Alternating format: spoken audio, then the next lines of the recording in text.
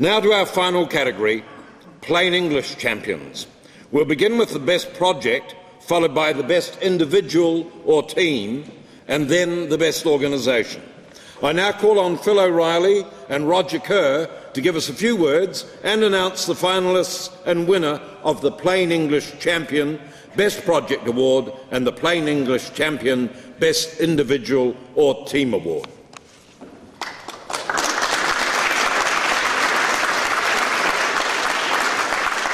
First of all, Phil. G'day. Are you well? Fantastic. Thanks very much for having us here. It's not often I share a stage with Rog. Normally we go to different places to be persuasive, so it's a great pleasure to be here with Roger Kerr. Congratulations to all of the WriteMark team and all of the other sponsors. Thanks very much, Chris, for hosting us tonight. It's a wonderful endorsement to get from such a senior minister about the importance of what we're doing here. Congratulations also to all of those who entered and all of those who gave it a go, who tried to become clearer and more sensible about writing clearly for their audiences. Because, of course, we know that the best writing is simple. It's simple. Not simple in the sense of being stupid, but simple in the sense of being elegant. And as a person coming from business, I'm conscious of the fact that business is full of jargon.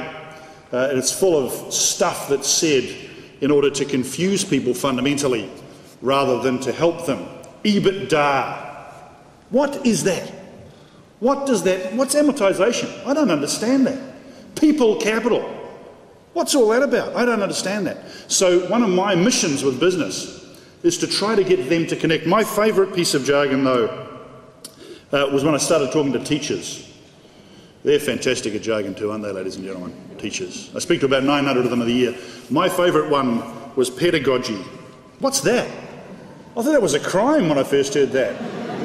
He was a notorious pedagogist, you know, well known for perambulating his nephew, that sort of stuff. So the professions are full of jargon, full of difficulty, and I think that's about not expressing yourself clearly, not understanding the concepts clearly. All of the examples of writing that we've seen tonight are examples of people understanding deeply what it is they're trying to do, deeply what it is they're trying to achieve, and therefore being able to come up with an elegant simplicity. So congratulations to all of those who've tried to do that.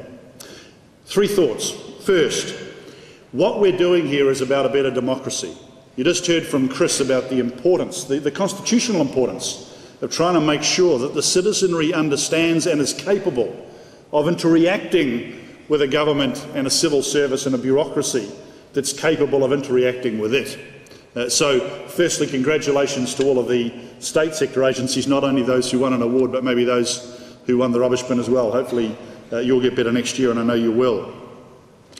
It's also about better business, though. And one of the reasons Roger and I are here is to make a plea to business people, and I'll continue to do so to them after tonight, to say that if they express themselves clearly with elegant simplicity, they will appeal to their customers much better and more effectively and more remuneratively than they would have by trying to obfuscate, by trying to use unclear phrases and sentences and jargon. Their customers won't trust them. And if one thing we have a challenge with in business in New Zealand, it's to get customers to better trust, understand and work with business. Let me leave you with this thought before we move on to the awards. One of the tests we use in my office about trying to communicate clearly, and obviously that's one of our major jobs at Business New Zealand, is to use a test. It's called the My Mum test. My mum's dead now, but when she was alive, she was about 78. An ex-nurse, lived in Mount Roskill, Auckland. I apologise, I was born in Auckland.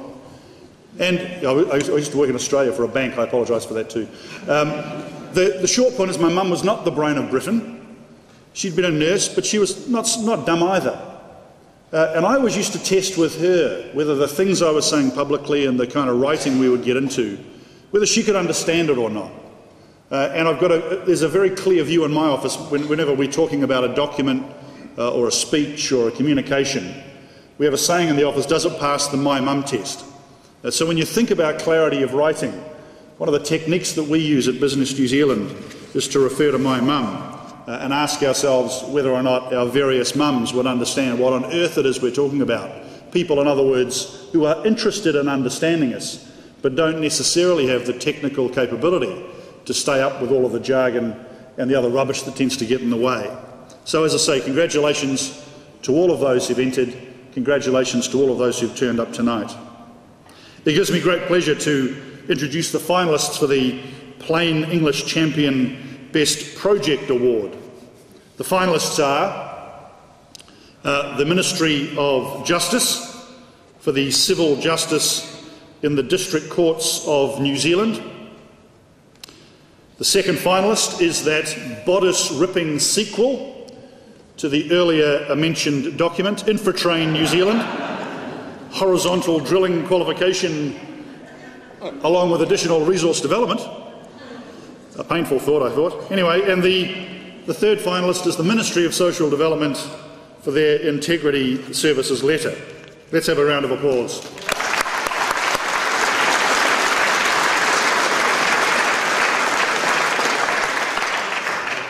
The judges' comments on the finalists were, for the Ministry of Justice, Civil Justice in the District Courts of New Zealand, the judges said, this project was a set of brochures that set out a complex system in a clear way, designed to make the claimants comfortable and to demystify the process. Infratrain New Zealand, the judges said, of the horizontal drilling qualification and resource development encyclopedia, this was a very well structured, well tested project. Information was well laid out and easy to find. This was a long project involving many people, but the team approach has produced a high quality project. And the final finalist, the Ministry of Social Development Integrity Services letters. The judges were impressed, they said, this appealed to me, that MSD recognised a need to drop the attitude, I wasn't aware that they had one, anyway, and review its entire process, not only the documents. MSD provided evidence of great results measured by more clients providing the right information and an absence of complaints from clients. And the winner of the Plain English Champion Best Project is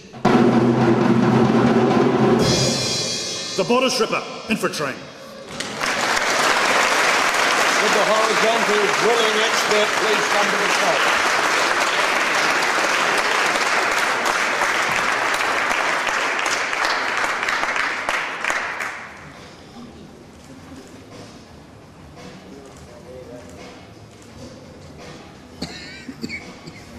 Thank you.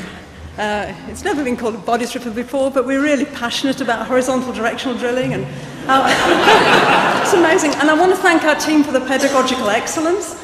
Sorry, Phil, but you know, pedagogy is a fantastic word, and we use it a lot. But thank you very much.